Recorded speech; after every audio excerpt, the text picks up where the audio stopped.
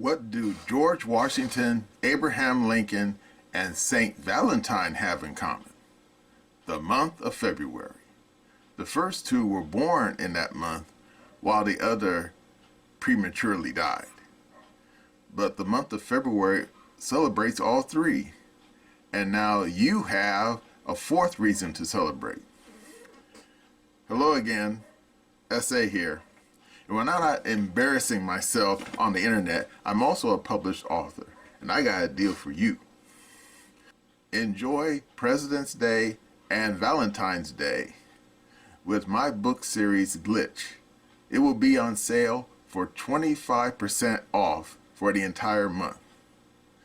That way, when you're taking a load off on President's Day or getting sweets from your sweets, you can indulge in a story of a kidnapped teen model and a reluctant jewel thief who are on the run from the law. The links are down below in the description. And I'm not just some one-hit wonder. I got other books coming down the pike. So as long as nothing terrible happens to me. And now... Hey, Rocky! Watch me pull a rabbit out of my hat! Again? Nothing up my sleeve. Presto! Wrong hat. I take a 7.5. Now here's something we hope you'll really like. You'll see those books too. Now let's get back to the video. Hello again, SA here. Throughout history, there's always been characters, people who are not good dudes, the people who are actually kind of nasty.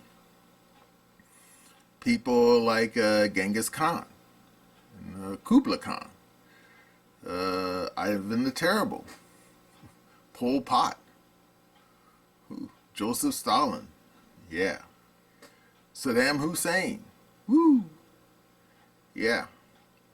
There's always been people like that throughout history. And yet, we only know about these people because there were people who were living in their time chronicling their events. I mean, for example, one reason why we know about Julius Caesar and his shenanigans was because of Cicero. Yeah, he chronicled the events of the fall of the Roman Republic and the rise of the empire. And that's why the only reason why we know the name of not only Julius Caesar, but his number one homie, Mark Antony, and their number one squeeze, Cleopatra. But what about the future? 1,000, 10,000 years from now? How we know about, how would future humans will know about the events of our timeline? Because someone here now is chronicling that stuff. And of course, right now, you're probably saying, yeah, everyone has a cell phone camera, big deal. Yeah, that's true. But technology changes. Things do get lost. Indeed, when I was growing up, the idea of stored data was a floppy disk.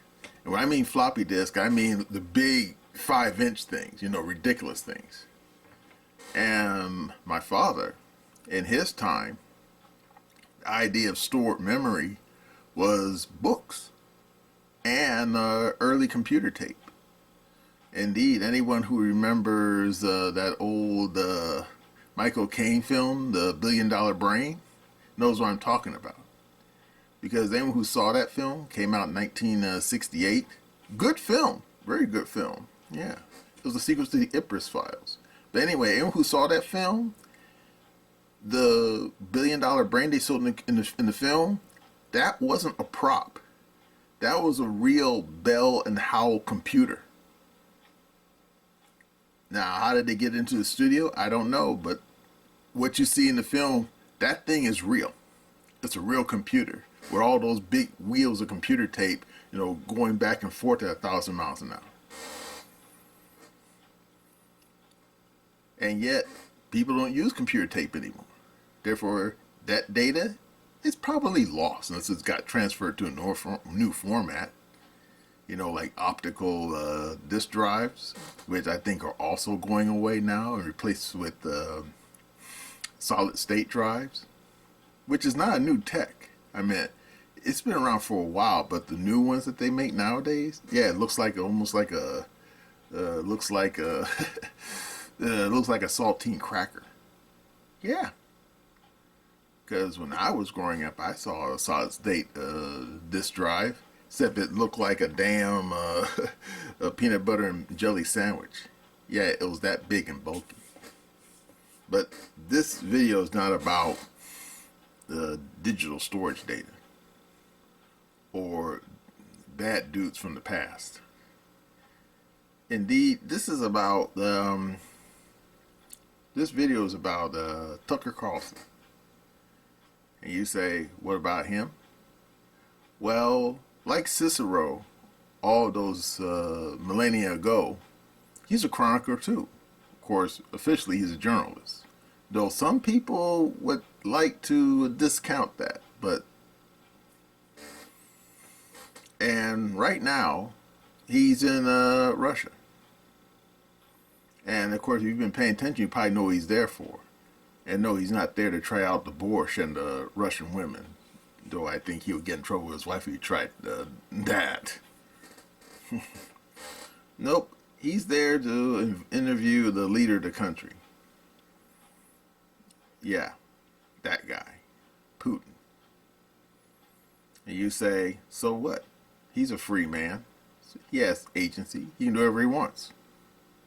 Well, apparently, some people don't think so. Indeed, Carlson didn't make any announcement at all. Nothing. Zip. Zero. In fact, only reason why we know he was there is that some people, we don't know who, happened to take pictures of him at the Bolshoi Theater. What was he doing at the Bolshoi Theater? He probably wasn't measuring the seats. Yeah, he was there for a show. And people thought that was odd. I mean, why would Tucker Carlson go all that way to see a show? I don't know. Maybe it was something. Maybe it was something good. Even though, from what I heard, they were having a stage play of Spartacus, which I didn't even know Spartacus was a stage play. But anyway, and then more and more people started to speculate about what could he be there for. And then finally, people kind of figured it out. He's a journalist. He's probably there to collect a story. So what will you be in Russia to collect a story for? And then people figured it out. Oh, because here in February 2024, in a few days, maybe a week or two, it will be the second anniversary of the war between Ukraine and Russia breaking out. And therefore, Tucker, probably said, this sounds like a great idea for a story. I'll go out there, talk to the big man, and then release the video just in time for the anniversary. Sounds like good marketing. But apparently, some people didn't like the idea of him even going out there. And you say, why? Well, it depends on who you ask. Now, of course, the people in Kiev, well, they obviously have a reason why. I mean, good grief, their country's being taken apart like a $2 suitcase left in the rain. So they're pretty butthurt about the idea of anyone talking to Putin. And when I mean talking to him, I mean talking to him civilly as opposed to cursing the guy out. But apparently, it's not just people in Kiev. Apparently, there's a whole bunch of people who call themselves journalists who dislike the idea of Tucker Carlson talking to the man. And I'm wondering, why?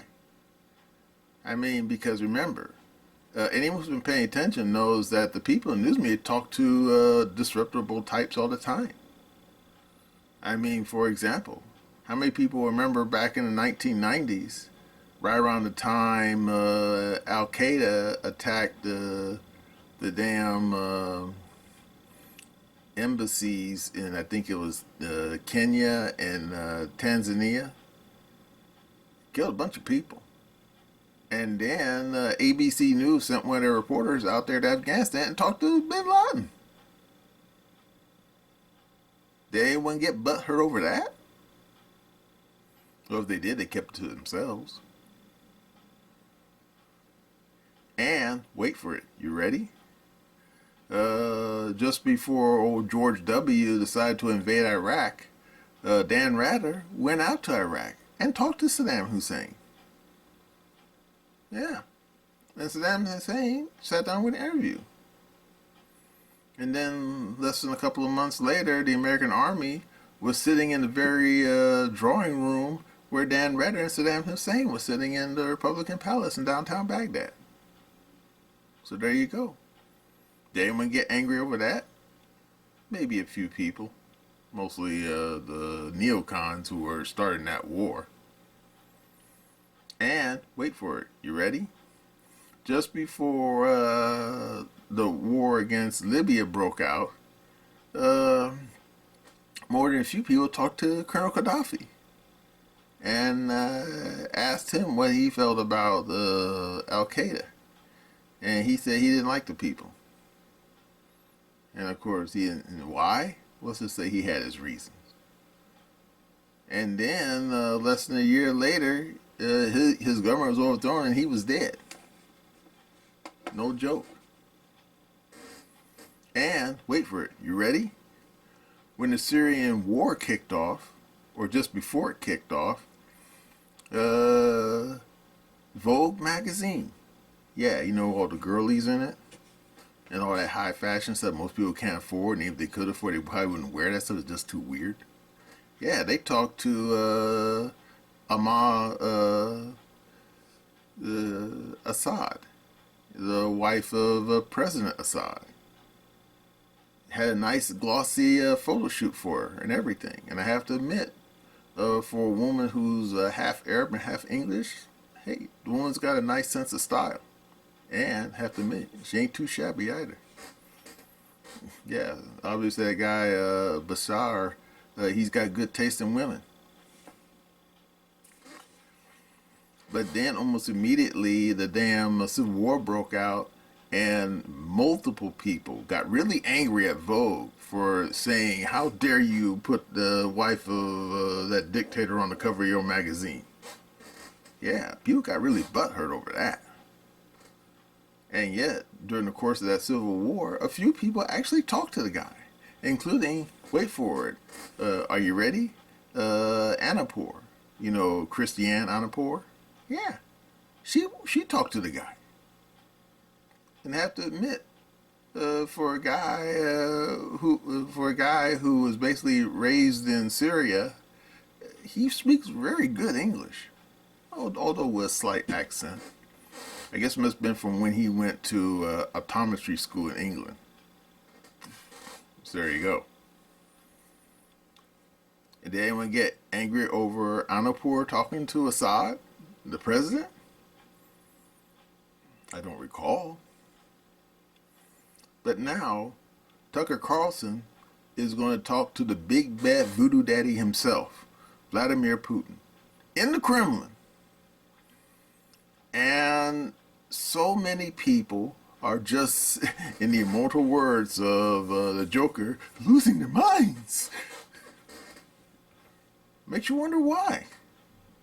Indeed, there are some people in the EU right now, Central, saying that Tucker Carlson needs to have sanctions put on him. Sanctions? For what? And then they're saying, oh, he's a propagandist for Putin. Propagandist? He's just asking questions. I mean, wait for it. Currently, this is Wednesday, the 7th, February. Tucker Carlson made a recent announcement saying that the interview will be released on Thursday, the 8th. So no one has seen the interview yet. Okay, Tucker has seen it because he was there. And of course, Putin has seen it too, but anyone outside of that room, no one has seen it, so no one even knows what the guy says. And yet you have people just pulling their hairs out, and you're wondering, what are you losing your mind for? It makes no sense. I mean, these people are hysterical. And not even a little hysterical, they're a lot hysterical. Indeed, you have a couple of knuckleheads in Congress saying that they should bar Tucker Carlson from returning to the United States. Are you kidding me, dude? I mean, I guess these people forgot about the internet. I mean, Tucker Carlson, he could digitalize that interview and go to a local Starbucks and upload it onto the internet where everybody can see it. He doesn't have to come back to the United States. I tell you, some people can be really ignorant about modern tech. Now, of course, you probably think maybe these people are just, antagonistic, you know, because there is a lot of Russophobia out there. Good point. Indeed, there is. And the worst thing about it is most of these people who tend to be Russophobes have never met a real live Russian in their life. No joke. I bet you dimes and donuts if you went to Rachel Maddow, or Rachel Maddow if you actually like her, and asked her, when was the last time you ever met a real live Russian? And remember, she's the Russian lady. Remember, just a few years ago, she kept going on her TV talking about Russia this and Russia that and Russia this and Russia that all the time. Remember that mess? I mean, seriously, go to her, talk to her face and say, yo, Rachel, when was the last time you met a real live Russian before? And I'm not talking about Boris Badamov from the Rocky and Bullwinkle show. No, I mean a real Russian. And you know what? She probably can't answer that question. But you know why? Because she probably hasn't. So then you probably say, well, these people who are Russophobes, they're probably just crazy. Oh, really? You think so? And I'm thinking, yeah, that's a fair bet. So why are they so nutty? I don't know. I mean, you heard Trump derangement syndrome. Maybe you should add another syndrome to it called Russia derangement syndrome. And excuse me, and you have to admit that's probably a real thing, because there are a lot of people who are deep Russophobes. People who, wait for it, has never ever met a real Russian in their lives. Now me, on the other hand, I actually met a couple of Russians. No joke, no bullshit, for real, honestly. In fact, the first Russian I ever met was, it was in the early 2000s. Yeah, I was down at the downtown at the Greyhound bus station at about 1 in the morning. And no, I'm not going to tell you what I was doing down there at 1 in the morning. But I was picking up a cab, and the guy who was driving me back to the ranch was a Russian dude. And he had to admit, the guy spoke good English. So I paid him, gave him a little tip, sent him on his way. And then, about, I think it was about 10 years ago, I met another Russian. And guess what? He was also a cab driver. And me and him actually sat there and talked in front of his cab for a while. Cool dude. Yeah, he said he came here back during the Soviet era, back in the 80s. And he didn't tell me what he did back in the Soviet Union. So there you go. But he said that he's been living ever since. And even though he's only driving a cab now, he said he likes being in America. And I said, hey, awesome. Yeah, A number one for America, right? And then he told me something funny. He said that he's been looking for a wife, a Russian wife, and he said that unfortunately the couple of women who he basically reached out to, apparently back in modern Russia, they kind of turned him down. They found out he was just a cab driver. And I told him, well, that kind of sucks for you. And I told him, I guess those Russian women probably figured that, hey, you're living in America, you must be living large, like some damn oligarch. And he didn't necessarily disagree with me. So there you go. Yeah, but the guy was pretty cool. Yeah, pretty cool dude. So yeah, when you think about all these people who are freaking out about Tucker Carlson talking to Putin, it must be Russophobia. Especially since most of these people probably never met a Russian in their lives. But wait for it. Some of these people clearly are, let's just say, have a more ulterior motive as to why they don't like the idea of Tucker Carlson talking to Putin. And what could that be? Well, I remember back during the bad old days of Jack Dorsey running Twitter, they had people like Oliver Darcy. You probably heard of him. You know, he was the one who got on Alex Jones's last nerve. And Alex Jones got into the man's face at some congressional hearing, or actually outside the hearing room. And that resulted in Alex Jones being banned from all social media. You probably remember that incident. Well, anyway, Oliver Darcy once said when someone asked him directly about how he was, remember, back when Jack Dorsey was running Twitter, Oliver Dorsey seemed to almost have like Jack's number on speed dial. And he was constantly reaching out to Jack, getting people banned from Twitter. Well, of course, that was, like I said, that was the guy's bread and butter. That's what he did for a living. And someone asked him about that bullshit. And he famously replied about people going out and canceling people and banning people.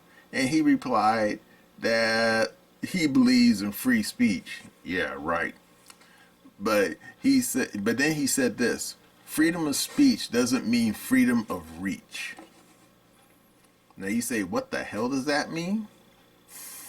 Well, considering modern tech, if you're on Twitter or any kind of social media, you can post stuff. Doesn't mean anyone will see it, in theory, unless of course you're shadow banned, which I'm not going to get into. But then, this is the point.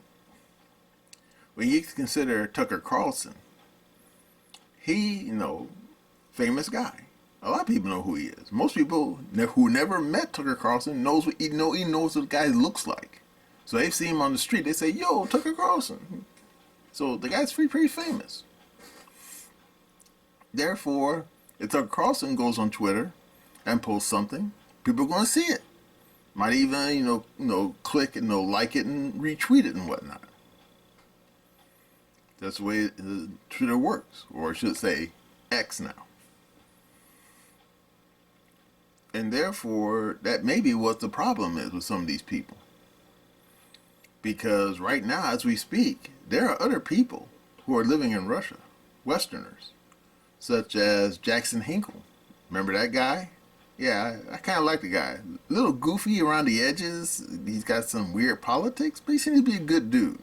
He's got an awesome looking wife, or I should say soon-to-be wife. Yeah, Anna. Don't know her last name, but if you look up, I think it was the Miss Universe pageant, I think from like about 2 or 3 years ago, look up Miss Russia from the Miss Universe pageant. Really slinky blonde woman. Great face, excellent body. And you'll see Jackson Hinkle's future wife. And I'm thinking, lucky son of a bitch. But anyway, yeah, he's living out in Russia. And he posts stuff all the time. And he used to have a YouTube channel until it got canceled. Why? Apparently he pissed somebody off at Google Central and they pulled the plug on his channel. But hey, he's on Rumble, so there you go. And he's also on Twitter, so there you go. But he's not the only one. Indeed, there's Mike Jones. He had a YouTube channel too. It was called Foreign Agent, almost like a play on words. And his YouTube channel got pulled too. And you say, why? Apparently he pissed off someone. And the thing is, Mike Jones actually was kind of political, because he basically was reporting on things happening in Russia. And he wasn't even American, he was a Brit. And yet he would occasionally report on stories about what was happening down the Donbass. And apparently somebody didn't like that, and they said, no, we can't have that. And they pulled the plug on his YouTube channel. But he's still on Twitter, so there you go. And then there's this third fella. His name is Sam. I never found out his last name. But he's an expat living in Russia for like 20 years now. In fact, he said he moved there sometime, I think he said right around the year 2000 or so. He's been there for 20 years. And he said because when he grew up as a kid back in England, he grew an affinity for all things Russian. Russian dressing, Russian maps, Russian language, Russian women. And when he was old enough, and I think when he got his money together, he went to Russia. He's been living there ever since in a town called Vladimir. And from according to the maps, it's about a little ways east of Moscow. Maybe I think about 100, maybe 150 clicks. And he's been making videos on YouTube for a while. In fact, he has a regular YouTube channel called Sam's Russia Adventure, and he has a secondary channel called Russian Back Roads, where he will occasionally go out to the countryside and film old derelicts, places from the old Soviet era. And he also has his writing companion, this very lovely Russian girl called Melania.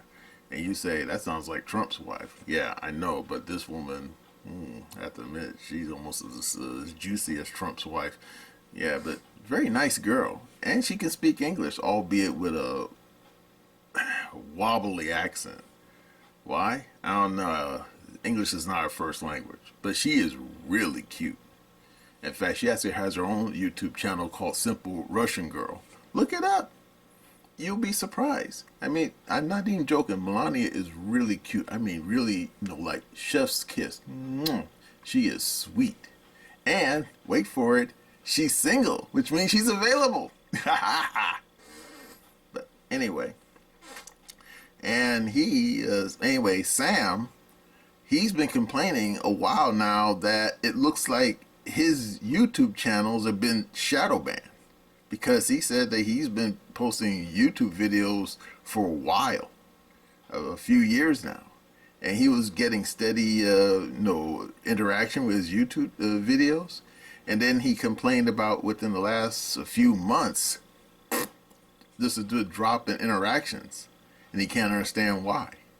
And then to make matters worse, even though his YouTube channel is monetized because of various, sanctions, he can't get paid now. Because, if anyone who has a YouTube channel and they're monetized, it's like you have to, jump multiple hurdles to get your money. And Sam has complained bitterly that ever since YouTube's been, YouTube, which is i.e. Google, been adhering to the sanctions, he hasn't been able to get his money. So, there you go. And yet, despite that, these people are nowhere near as famous as Tucker Carlson. So, if Tucker Carlson goes to Russia and makes a video and then posts it like on X, I mean, it's going to get views. Lots of views. Hundreds of thousands of views. Perhaps even millions of views. And in a very short time.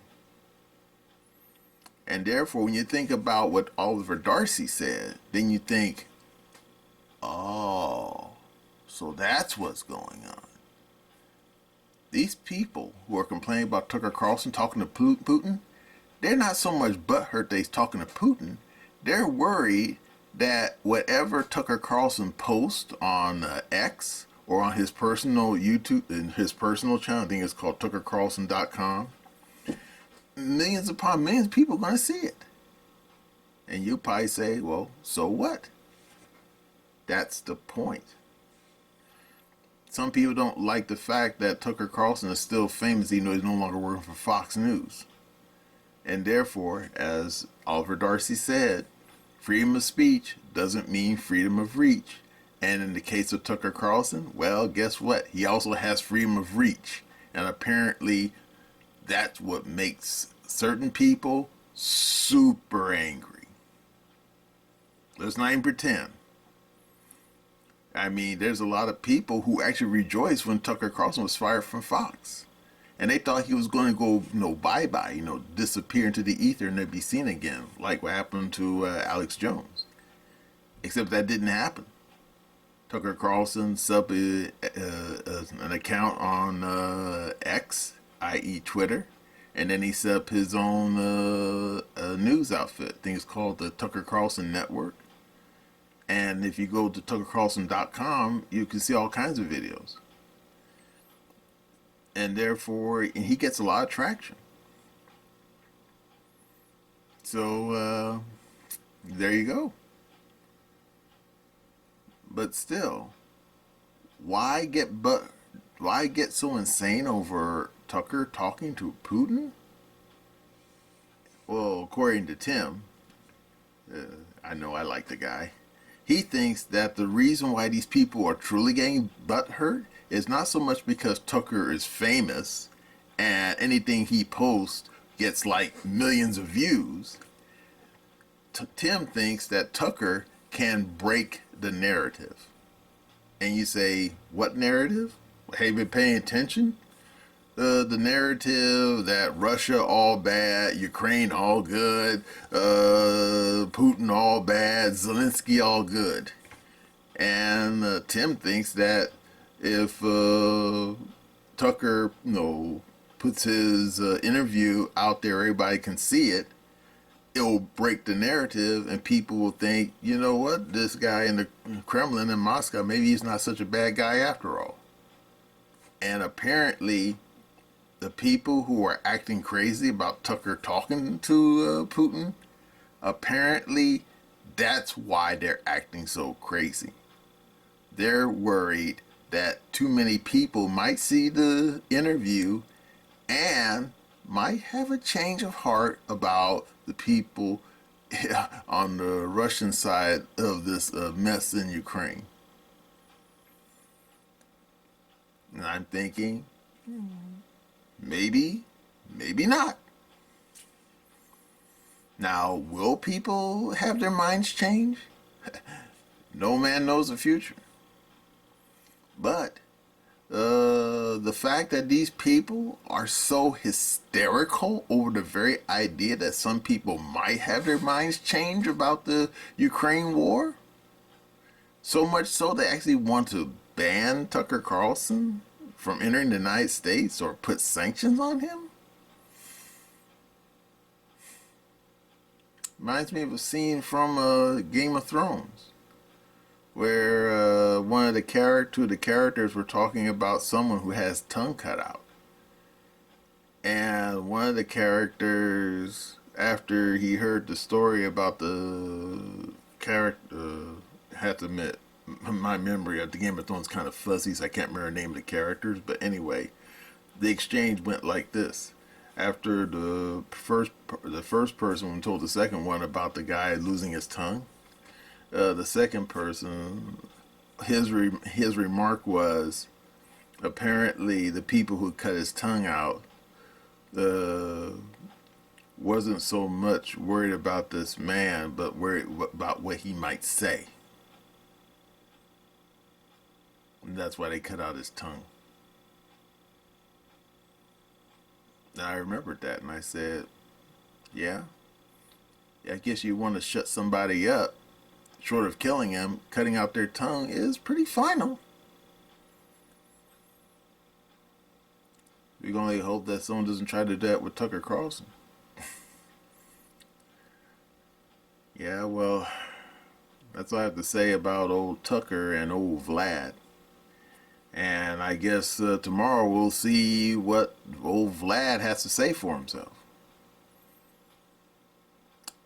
And of course, at that point, we'll know for sure if Vlad has a silver tongue, no pun intended, to change people's minds about that Ukraine mess. Yeah. The fact that these people want to shut down Tucker and his interview shows that some people are truly afraid about what Tucker and Vlad might say.